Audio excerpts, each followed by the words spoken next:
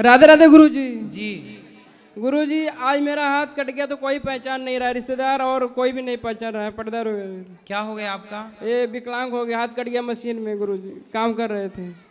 तो अब कोई आपको क्यों नहीं पहचान रहा है? पहचानने से इनकार कर रहा है, कोई मान सम्मान नहीं देता है।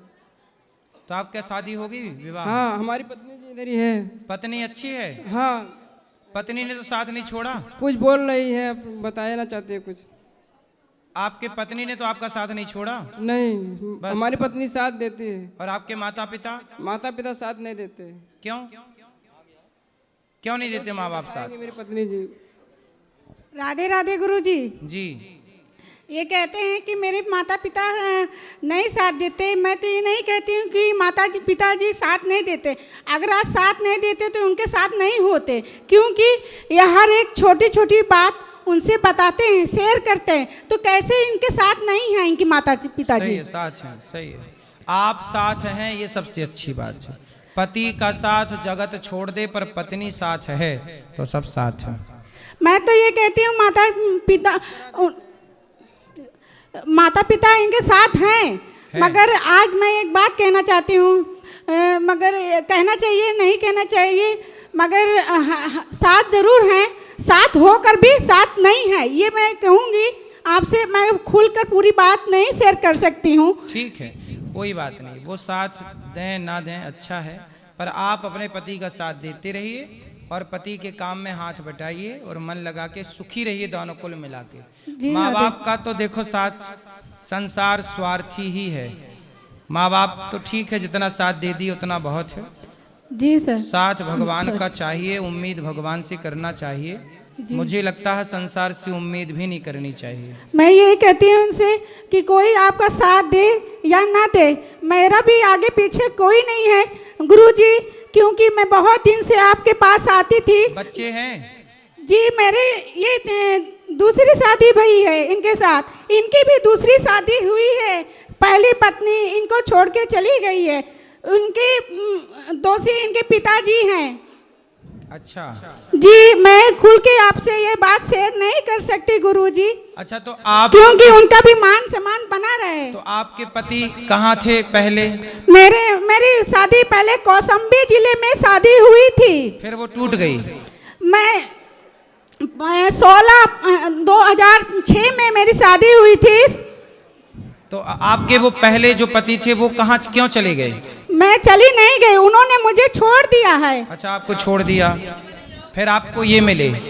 जी गुरुजी, मेरी शादी हुई थी 2006 में, और मेरी एक बेटी है और एक बेटा है। मेरी 13 साल की बेटी है। मैं 6 महीने के फीस जमा की, 9 में उसको नाम लिखवाया, और नाम लिखवाने के बाद गुरुजी और जूडो कराटा भी मैं उसको सिखाई। मैं पढ़ी लिखी नहीं हूँ, मगर अपनी बेटी को पढ़ाई और उसको सब कुछ शिक्षा दी, कंप्यूटर कोर्स सिखाया। कहाँ है अब बेटी, कहाँ है? मेरे पति के पास है। मेरे पति मेरे बेटे और बेटी को लेकर चले गए पता नहीं कहाँ गुरुजी। मैं अपने वहाँ पर रहती थी घर के अंदर, तो मैं ताला लगाकर। तो कब चले गए, किस सन में? कोरोना के बाद 20 में, 2020-21 में समझ लीजिए। 2023 के बाद मुझे छोड़ दिया उन्होंने। तो आपने अपने बच्चों से बात नहीं की? नहीं गुरुजी, मैं कम से कम 10 चक्कर लगाई हूँ, मगर मुझे अंदर नहीं ले रहे हैं। बच्चों से नहीं मिलने दिया? बच्चों से भी नहीं मिलने देते और ना ही दरवाजा खोलते हैं। तो उन्होंने दूसरा ब्याह कर लिया क्या? मुझे नहीं मालूम, उन्होंने अपने भौजाई के साथ संबंध बना रखा है, ये सत्य है गुरुजी। क्योंकि मैं जब से वहाँ जाती हूँ तो बस यही कि बस उनका शुरू से भौजाई का ही अफेयर था सर। सही है, कोई भी घर बिगड़ेगा तो याद रखिएगा, या स्त्री का किसी के साथ चक्कर होगा या पुरुष का किसी के साथ चक्कर। बिना चक्कर के चक्कर में पढ़ ही नहीं सकते लोग, यही है चक्कर सब। और गुरुजी मैंने अपने मेहनत इसी चक्कर में 84 का चक्कर पड़ा रहता है। 84 के चक्कर से लोग निकल नहीं पाते, क्योंकि चक्कर है। अब आप खुश रहो, भगवान का नाम जपो। सुनिए गुरुजी, मैं एक बार और कहना चाहती हूँ, क्योंकि जिस दिन मेरे पति ने निकाला उसके बाद मैं कई बार गई, 10-20 बार। तो ये कहाँ मिल गए आपको?